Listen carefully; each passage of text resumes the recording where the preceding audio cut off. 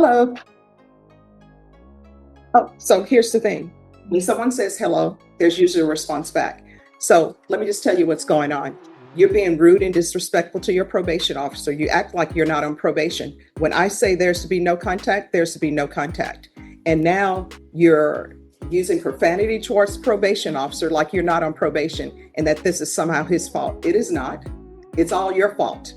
You're here because you're on deferred adjudication for injuring someone who's an elderly person.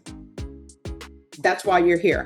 You're not on probation because he placed you on probation. You're not on probation because he committed a crime and you're taking the time for him. You're here because of your actions and you're acting as though none of this is your fault. This is all your fault, 100%. I'm not acting like none of it's my fault, and I take accountability for what I've done. No, you have not taken accountability. Did you take accountability for using profanity towards him? No, I didn't. And I don't know why people think that when you're in a situation where you should be using logic to find what are using your cognitive skills to decide how I'm going to proceed with this, instead, you go after your probation officer. And the probation officer, let's be honest, every defense attorney will tell you a probation officer holds your life in their hands. Because you know what? Let's say you're supposed to report to probation at 9 a.m. and you end up reporting at 9:05. Guess what? You have not reported at 9 a.m. A probation officer can say, hey, that's a no report. But sometimes they may take sympathy on you and say, I realize what's going on. They're here. But they don't have to do that. Yes. And you using profanity towards a probation officer is not helping your case at all. And I understand that. And the reason why I did, and I just said the F word because he called me a liar. And when I didn't lie to him about any situation that was going on, I sent them all the information from my legal aid lawyer. I sent them everything. He even gave me his personal number for me to contact him. When I had to go to the emergency room and had to get a blood transfusion, he even offered to take me there. He called. This is not your blood. This is not about your blood. I know it's not about my blood, but it's he basically, when I went to go see him, he was telling me that I lied to him, which I never lied to him about anything. No. This starts with you wanting to go to a location where I said you are not allowed to have contact. That's where all of this came up. Then everything snowballs into something else. Yes, ma'am. And I did exactly what you told me to. I didn't go to that location. I filed my police reports. I did everything that I could do without going to that location. All right, so then that was it. I don't know. What do you expect him to do? Like, I like for people to just put their cards on their table. Sometimes people are like, judge, but I like everybody to have an understanding. So you go to him because you want to go to a location and retrieve items when I told you couldn't go to that location. So we're back to the point. What did you want him to do? I asked him, was there any assistance or any way that I could? He told me, I don't know. Mm-hmm. He told me he didn't know, he couldn't help me. So I didn't have no other choice but to call the police, make a police report. I had my daughter, she's 16 years old, to go there. When she went there, she took pictures of everything that was outside. All right, so again, what did you want him to do? He said, hey, I don't know, there's nothing I can do for you. When I contacted Ms. Adams, she told me to ask my probationer if there's any assistance that he can help me or provide without going to that location. And he's saying no. And he said no. And I told him I don't have no other choice. My children is 16 and 18. They didn't have the money. They don't have money for you all. My daughter just quit her job because no one was able to take her to work.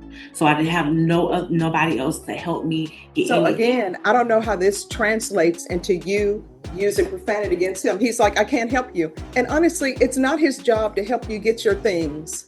Really, you know what a probation officer's job really is? And they'll correct me if I'm wrong. But their job is to make sure that you abide by your conditions. Everything else that they're doing is just extra, but that's not their job. It's not, for example, if you can't pay your utilities, it's not their job to find places for you to pay utilities. They'll do it. They'll say, here's some places that you can call. But that's not his job.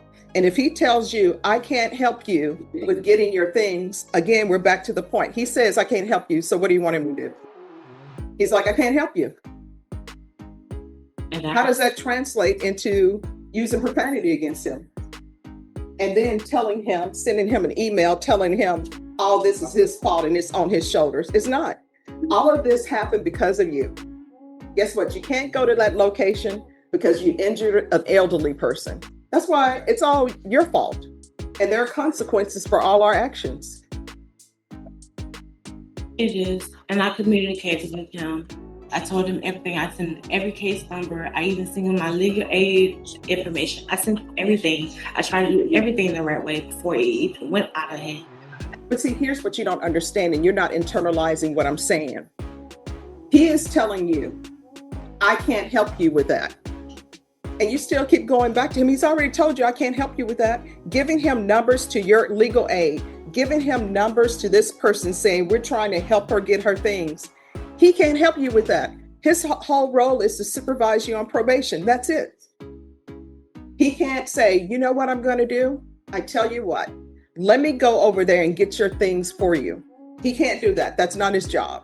Now, if he offers to do that, great, but he doesn't have to. He has told you more than once, I cannot help you with that. I still don't understand how that goes and translates into you using profanity against him. His job is hard as it is. And then to have somebody come in and use profanity against them, that's an issue. And then to have you go into that location when you know you're not supposed to, that's an issue. I never did go to the location. I didn't. I had to call the police from a different location to make. All right, so you called the police, and then what happened? I made the police report. I went down to the property. I also went down to 315, the headquarters, to fill out all the information because the day I was arrested, everything was stolen. My car, my credit cards, everything.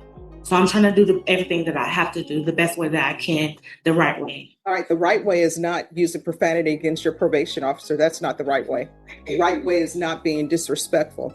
And you know what? This whole thing with the injury to the elderly, where I ordered anger management, you do have an anger problem. Because when people tell you no, you can't accept that, you take it to 100. He said, I can't help you with that. And then you use profanity against him. You're calling him all sorts of names. Nobody likes to be called out there, give a name. I didn't call him out his name. I just said it was fine. I didn't have no other choice. So I would have to figure it out. No. We're not here because you said it was just fine. Where is the officer? I could come forward, please. All right. So, you're Officer Wolf? Yes, ma'am. All right. So let me ask you a question. Are you able to go to her former location and get her items for her? No? No, ma'am.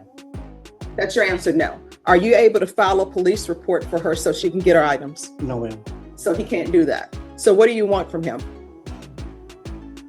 I have to do it on my own. So if there's something he can help me with, and then that's Well, see, that's the thing. Now, when you're before me and you're looking at potentially going to prison, now you're like, oh, well, he can't help me with that. He's told you that. Be an adult. Solve your own problems. This is supposed to be problem solving. That's why you're on probation, for anger management issues, because you can't problem solve. I don't know. Maybe you never were taught to problem solve. But if he's telling you, no, he can't do that, that's not in his job description, then there's no need to use profanity against him. He's told you, I can't do it.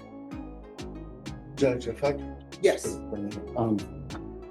Throughout my time working with Ms. Holmes, it's been pretty apparent that she has a pattern of not taking responsibility or accountability for her behavior. This last incident just kind of made it painfully obvious how there's a deeper issue. There's a heart issue. Until she can get her heart right, this pattern of behavior is going to continue for her throughout her life. And she's going to continue to be a danger to herself, to the community, to her victim, everybody. She needs to get her heart right and realize that choices and actions have consequences, good and bad, intended and unintended, anticipated, unanticipated. And until she gets her heart right and realizes that, this is just going to continue. All right. Thank you so much. And thank you for coming down. Yes, ma'am. So you're going to have to start using your cognitive skills and your problem solving. That's it. When somebody tells you they can't do something, then they can't do it.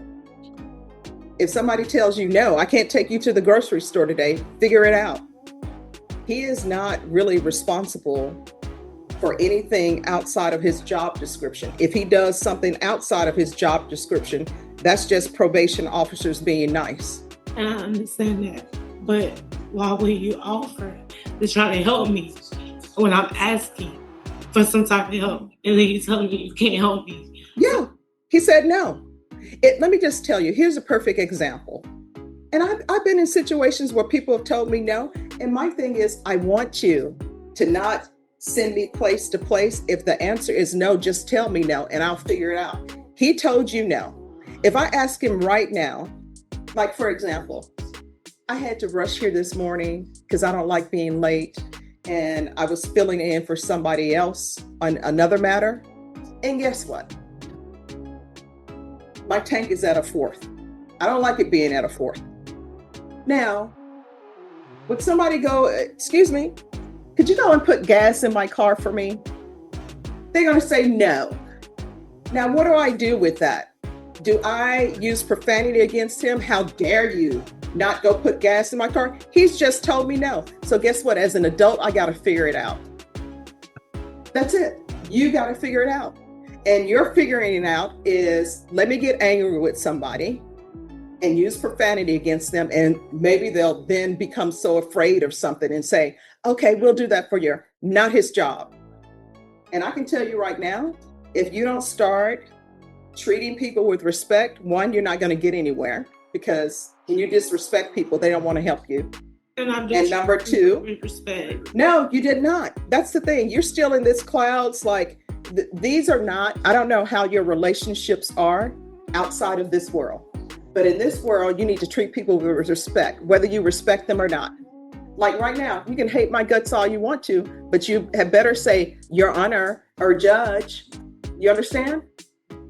You better not be calling me out of my given name, and you better not be calling probation officers out of your given name. I'm sure he told you, no, I cannot help you. And when somebody says, no, I cannot help you with something, maybe you want to ask them again. You ask them again. If you ask the third time, you're begging. And he's already told you he can't help you with that. That is not his job. That is outside his job description. If he decides to help you outside of his job description, just him being nice. You need to figure it out. The same way people have children and you figured out how to have children, you need to figure out how to get the rest of your life together. You're on probation because of your actions. And honestly, the reports I received, I will tell you, when I received that report, I told them, file a motion to revoke. And then probation came to me and said, Judge, could we do a compliance hearing and have her come in? And I'm like, yeah, if you all want to do a compliance hearing, we will do a compliance hearing. So this is the last time I'm having this conversation with you, telling you, you need to be respectful to people and you need to learn how to problem solve. How old are you?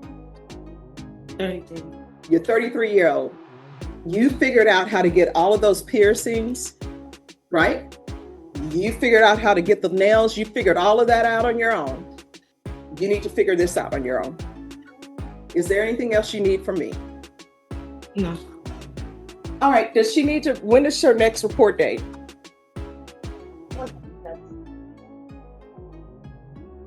And are you employed?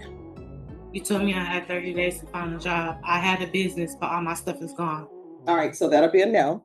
So Miss Ferguson, recall her for the week of August 11th, and I'm going to see how you're doing on probation.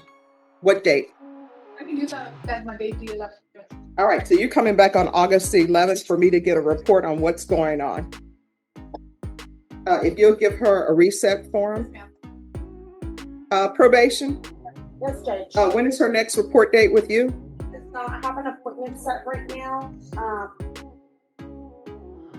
from Officer Wolf's information. She was supposed to be reporting.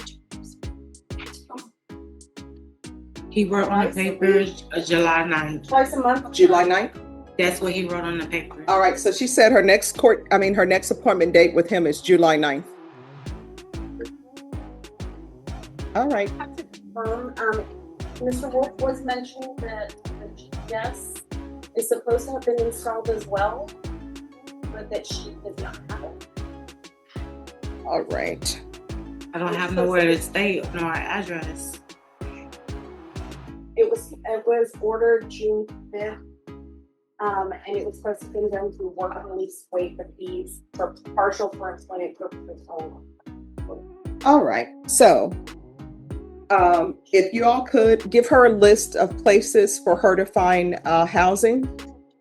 And then we're going to come back on August 11th. And by August 11th, you need to have the GPS on.